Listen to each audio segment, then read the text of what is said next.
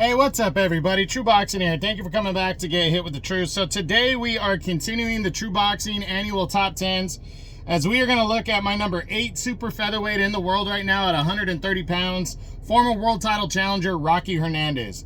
Now, before we get into that, if you could smash the like button, leave a comment, or subscribe to the channel, I really do appreciate any and all support that I can get as I continue to build my channel here. So Rocky Hernandez was coming into 2024. He wasn't ranked. He was one of my on the bubble guys, because he had a stellar performance against O'Shaquie Foster in I think it was October of 23, where he almost became the world champion. He was about a minute and a half away from becoming the new champion, as he was ahead on the scorecards, but he faded in the late rounds as O'Shaquie Foster rallied and stopped him in the 12th round. So he was coming in to this year, to 2024, needing to gain some redemption.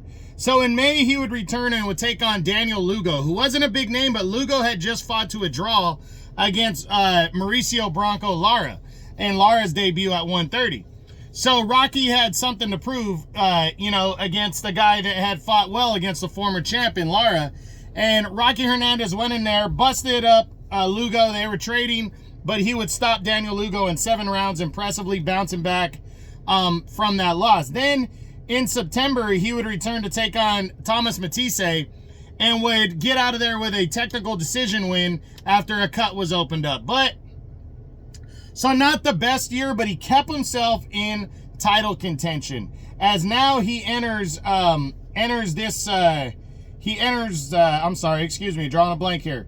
He enters 2025 highly ranked. He's the number one ranked, he's a number 1 ranked contender in the WBC right now, as he is trying to get a rematch with O'Shaquie Foster. So what impacts this is O'Shaquie Foster basically had his mandatory obligation against Robson Conceição. Robson Conceição had a mandatory obligation against O'Shaquie Foster in their rematch. Foster won the title back. Now, because that was an obligation, Foster can make an optional defense.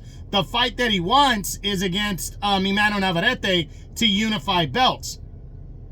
And it looked like that was the favorite to happen, but now Rafael Espinosa, there's been slight rumors, nothing major, that Espinosa could give up his featherweight title and move up and fight Navarrete for the WBO title as well, because Navarrete is also in optional mode. So instead of unifying with Foster, Navarrete could face Espinosa in an all-Mexican showdown. Now, how that impacts Rocky Hernandez is, if Foster doesn't unify, would he want a rematch with Rocky Hernandez? To leave no doubt.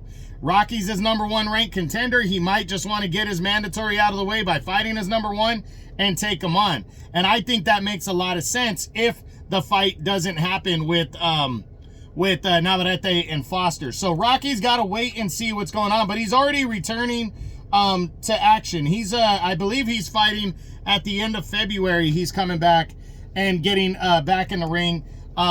Excuse me, I'll check that again, because I think it was just announced.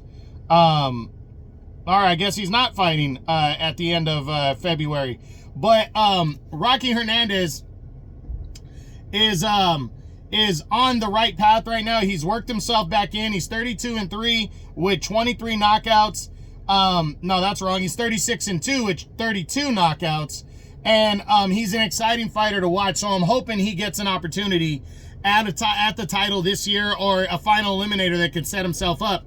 Mark Magsayo, the former featherweight champ, has said he wants that final eliminator, so if the Foster fight doesn't happen next for him, I believe he'll get the Mark Magsayo final eliminator later in the year, maybe the middle of the year. So we'll see what happens, but that's it. That's what I got. That is my number 8 super featherweight in the world right now, former world title challenger Rocky Hernandez, as my True Boxing annual top 10s continue. I hope you enjoyed the video. If you did, smash the like button, leave a comment, or subscribe to the channel. I appreciate any and all support. This is True Boxing, and you've been hit with the truth.